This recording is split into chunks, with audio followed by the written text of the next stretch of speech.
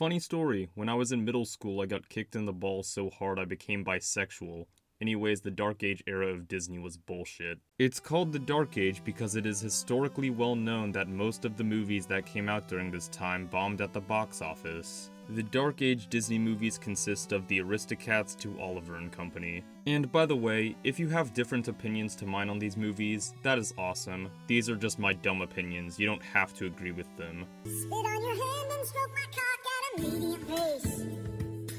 Ah, hell nah. 1985 Legend of Zelda looking funky. Some people think the Black Cauldron is an underrated gem, but I think it's a screwed up kidney stone. The main character is obnoxious, the love interest is dull, Gurgi is so bad that I genuinely think he's a Nazi. The animation looks straight out of the Zelda cartoon show. Hey! Excuse me, princess. The music is literally just Ghostbusters. The only thing I like about this movie is the dark tone. The villain is super badass and the dark visuals are awesome. But sadly, that stuff is like 10% of the movie. I don't feel like talking about this movie. Even the people that like this movie admit it's got quite a lot of flaws. If you're able to look past those flaws, good for you, but I personally wasn't. Play with my balls and tell me how big they are. Another Disney movie some people think is an underrated gem, Oliver and Company. It's dumb. I liked the sketchy art style because it really fit well with the modern New York setting. I liked the Why Should I Worry song. I liked Billy Joel as Dodger and Cheech Marin as Tito. And the climax and villain death at the end was awesome. The villain dying isn't a spoiler, right? If it is, then I'm sorry. But everything else about this movie was extremely forgettable. This movie also doesn't feel like a Disney movie at all, and not in a good way. If you like this movie, that's awesome, but personally, I want something a little more out of a Disney movie. I don't want to watch the 1980s version of Secret Life of Pets. Honey, rub your baby up and down my face. The Aristocats is another old Disney movie I have an unpopular opinion on. I liked the songs and I liked the comedy, but I just didn't connect with literally anything else. The story is mediocre, the animation is mediocre, and the characters are mediocre. The only two things I thought were bad were the piano cat and the villain. The piano cat is this uncomfortable Asian stereotype that hasn't aged well at all, and the villain is one of the worst Disney villains I've ever seen. Just like with The Sword and the Stone, I feel like this is a movie you need to have fond memories of in order to enjoy. A lot of people have a lot of nostalgia for this movie, and that's awesome. But personally, I thought this movie was dumb. Sit on the corner of the bed and watch me whack off.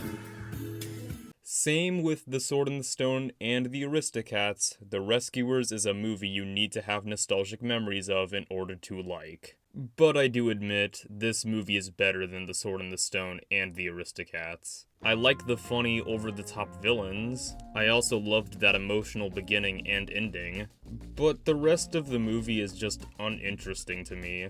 The mice were okay characters, the bird wasn't funny to me, and to be honest, the little girl can get kind of annoying at times. Also, the sketchy animation style doesn't fit this movie that well. If you like it, that's awesome, but personally, this movie was quite forgettable. You see that shampoo bottle now? Stick it up my ass! Furry the movie, I mean Robin Hood, is definitely one of the most underrated old Disney movies. Robin Hood, Marianne, Little John, Prince John, Sir Hiss, and the Sheriff are all good characters. The scenes where Prince John acts like a baby are pretty silly. The action is good, the music is good, the comedy is good. This movie does have one huge problem though. As you probably all know at this point, Robin Hood reused a lot of animation from previous Disney movies. I mean, it's not stealing since they're stealing from themselves, but it's incredibly lazy. But overall, it's a great and charming kids film, and I would recommend watching it. Push it in and out at a medium pace. The Fox and the Hound is very similar to Bambi for me.